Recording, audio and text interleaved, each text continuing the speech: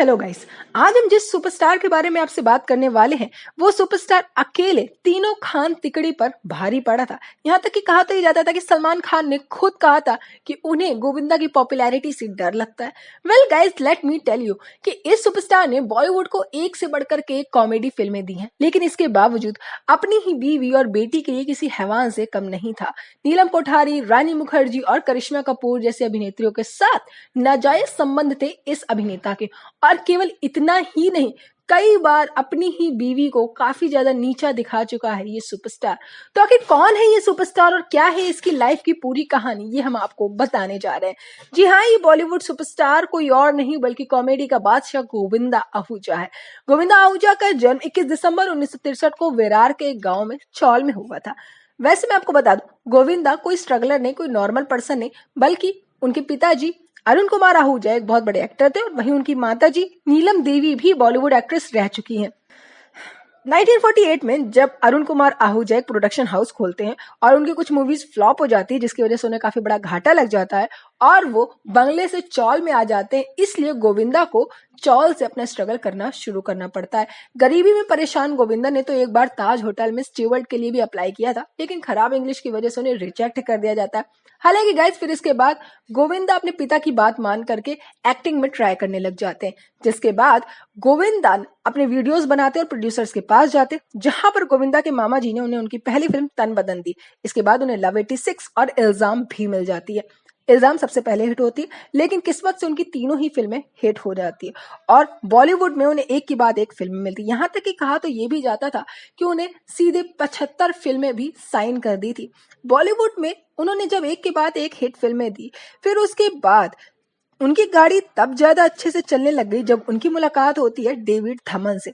दरअसल गाइस, गोविंदा पहले से ही कॉमेडी फिल्में नहीं कर रहे थे, वो पहले मेलोड्रामेटिक मूवीज किया करते थे। लेकिन जब उनकी मुलाकात दिलीप कुमार जी से होती तब दिलीप कुमार जी उन्हें सलाह देते हैं कि आप अपना वर्कलोड कम करिए और 75 मूवीज की जगह कम मूवीज करिए और कॉमेडी पर ट्राई करिए। और दिलीप कुमार की बात को वो जैसे ही मान लेते हैं, तो जैसे कि गोविंदा की किस्मत में 4 चांद लग जाते हैं, क्योंकि डेविड धवन के साथ वो पूरी 17 मूवीज करते हैं और 17 की 17 मूवीज सुपर डुपर हिट होती है, जिसकी वजह से उनके सितारे इस समय बुलंदियों पर छा जाते हैं। गोविंदा की पॉपुलैरिटी काफी ज्यादा बढ़ जाती है और गोविंदा में ईगो भी काफी आ जाता है। इनफैक्ट कहा तो ये जाता था कि बड़े मियां और छोटे मियां की शूटिंग के दौरान वो अमिताभ बच्चन तक को वेट कराया करते थे। हालांकि गाइस, उनके टाइम पर ना आने की इस आदत को कई सारे डायरेक्टर्स ने आलोचना भी करी है, लेकिन वहीं डेविड धवन का कहना यह था कि जो एक्टर्स 8 घंटे में जितना काम करते हैं, गोविंदा उसी काम को 3 घंटे में करते हैं और इसलिए उन्हें इससे कोई प्रॉब्लम नहीं है। लेकिन गाइस, 90s के जमाने तक तो ठीक है, लेकिन जब 21st सेंचुरी में जनता का टेस्ट बदलता है और जनता अब हेरा फेरी और गोलमाल जैसी काफी सारे हीरोज वाली कॉमेडी मूवीज को पसंद करने लग जाती है और दूसरी सोलो हीरो वाली मूवीज लेकर के आ रहे थे वो फ्लॉप होने लगती है, तो वही डायरेक्टर्स जो अब उनकी तारीफ कर रहे थे अब वो उनसे मुंह मोड़ने लग जाते हैं और इसीलिए गोविंदा को मूवीज मिलना बंद हो जाती है। केवल इतना ही नहीं, गोविंदा काफी ज्यादा अंधविश्वासी भी थे और इसी वजह से कई बार प्रोड्यूसर्स को उनके नखरे झेलने पड़ते थे और इसीलिए वो भी अब उनसे दूरियां बढ़ाने लग गए थे। हालांकि guys, let me tell you, केवल इतना ही नहीं, गोविंदा से रिलेटेड बैड रूमर्स भी इतने ज्यादा शुरू हो गए थे जिससे काफी ज्यादा उनकी पब्लिक इमेज भी खराब हो गई थी। अब क्या थे वो बैड रूमर्स, ये मैं आपको शुरू से बताती हूँ। दरअसल मैं आपको बता दूं, गोविंदा ने जब वो 21 साल के थे तभी उन्होंने अपने से काफी साल छोटी एक 15 साल की नाबालिग लड़की के साथ प्रेम प्रसंग चलाया था। जी हाँ गाइस, आपको सुनकर के हैरानी होगी क्योंकि 15 साल की लड़की एक नाबालिग है, वो अपने सोचने समझने की एक सही क्षमता में नहीं है और वो 15 साल की लड़की कोई और नहीं बल्कि उनकी बीवी सुनीता आहूजा थी। सुनीता आहूजा उनकी मामी की बहन थी। तो इस तरीके से जब गोविंदा उनकी मुलाकात होती है तो वो दोनों 3 साल तक रिलेशनशिप में आ जाते हैं। जब सुनीता 18 साल की हो जाती है तब 1987 में दोनों एक दूसरे से शादी कर लेते हैं। हालांकि गाइस, इससे पहले की स्टोरी ये कि ईयर 1986 में जब सुनीता आहूजा और गोविंदा इंगेज्ड थे तब ही गोविंदा ने अपनी एंगेजमेंट तोड़ने की कोशिश करी थी, क्योंकि उनकी फिल्म लव 86 और इल्जाम में उनकी को एक्टर नीलम कोठारी के साथ गोविंदा को प्यार हो जाता है।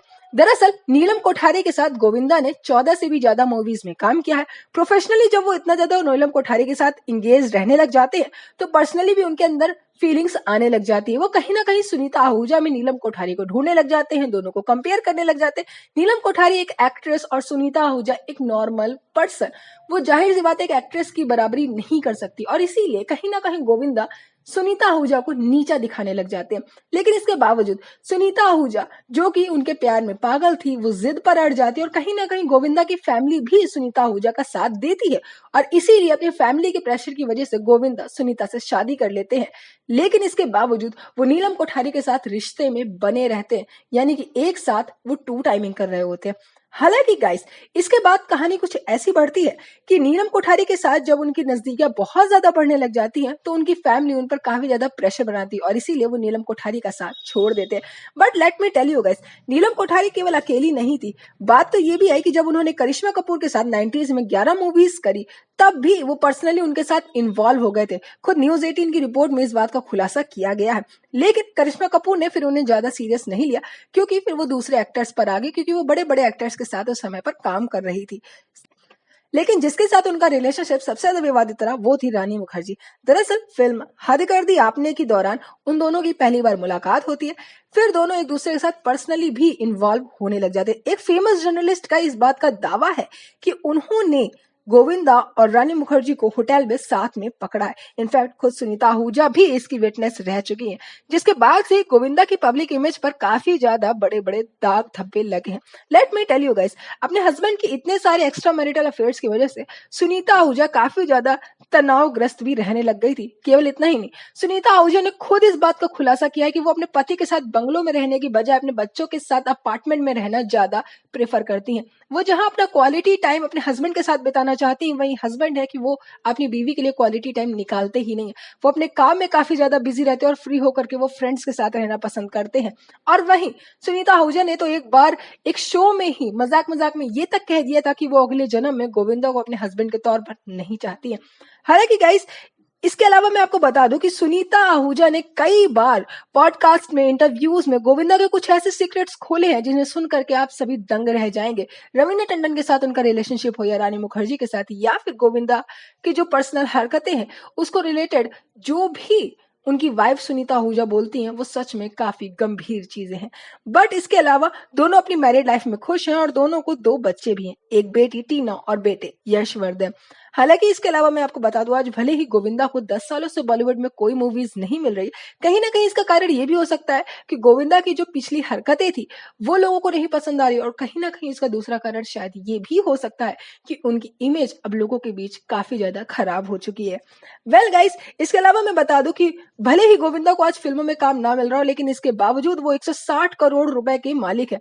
मुंबई में उनके 3 बंगले हैं, अमेरिका में उनकी प्रॉपर्टीज है, रायगढ़ में उनका फार्म हाउस है।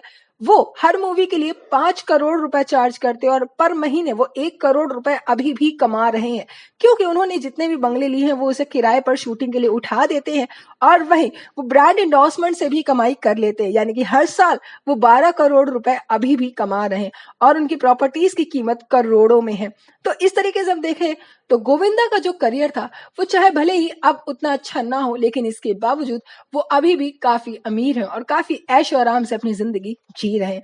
Do tell me guys, what do you think about it, कि आखिर आपके हिसाब से गोविंदा के डाउनफॉल का कारण क्या था? आप अपने थॉट्स कमेंट सेक्शन में हमें जरूर बताइएगा।